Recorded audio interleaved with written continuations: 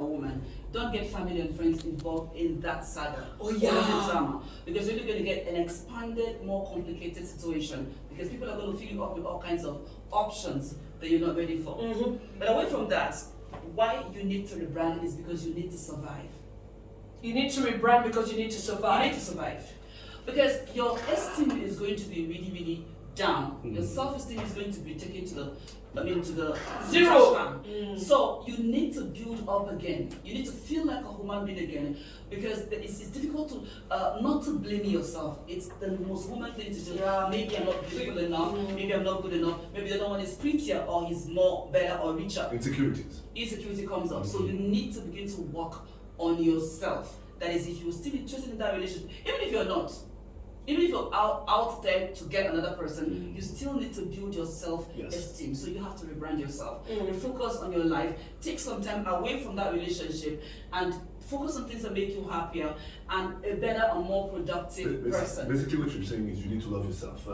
Take care of your self-love. Self-love comes in. No matter how hard it is. Yes. Because what actually happens when you begin to do this is that if that man actually loves you, he's gonna have to start working hard to earn your trust again in the next phase of a relationship. If there is one. Yes, if he's still interested. Because there probably might not be any relationship anymore. Yeah, it takes time to forgive actually, but he would have to earn it. And you have to be a very strong woman to forgive as well. So. Yeah, by the time he ends it, he's ending it because you're now a better person. You're now in a better position to control that relationship. Wow. My take home, I mean, you do it for yourself. I mean, at the end of the day, you're rebranding for yourself to actually see yourself in a better way than the other person, that is your significant other. It is still Ife in studio with us, certified marriage counselor and coach, people. ariko nawe ugusohokana ugatekereje gute kandi gahunda yo kugwaza dore nkuzaniye smartphone wifuzaga rwose. You get to pay 335 Rwandan francs per day, 2,275 Rwandan francs per week. Or With us in studio. she got a family with us. Yeah, And her daughter is named Queen. See, people, that's how you name your daughter. Exactly. Stop with this Mimi and Fifi. Shout out to all the Mimis and Fifis out there. That's love. But let's come on. Oh my God! We'll be right back. Wake up to Kigali in the morning. Reggie Shisha. FM, the habit of Kigali. We definitely have Queen Ife in studio with us, and of course, like Reggie says, there's one more, question right there. Yes. How to survive a cheating spouse. Thank you so much, Regis. Thank you, lady of ladies. The first thing you do, or the most important thing you do at this point, is to withdraw. As crazy as this sounds, you can withdraw practically, but you're still in the relationship. You withdraw because at this time you have to put your health into perspective. You're not going to take responsibility or take liability for someone's mistake. The person is already sleeping around. So it's time to withdraw, check your health, and also protect your health. If he still wants to get intimate with you, give him a condom, please. Let him know that you can't trust him any further until your health has been certified, both of you. And then you can also focus on things that make you better. If you cook, that is the time to bring your A game. Cook the best of meals. Don't wait for his money. Begin to tantalize him with food and everything. When you see that private part of you, keep it to yourself. Let him work hard to earn access to you again. Yes. So that's how to withdraw. And then you begin to work on the decisions, especially if he's the stubborn type who is not reprobate, who is not conscientious. After a while, decide about the relationship. True. And then put forward your decisions and let him know exactly what you would do if he doesn't stop.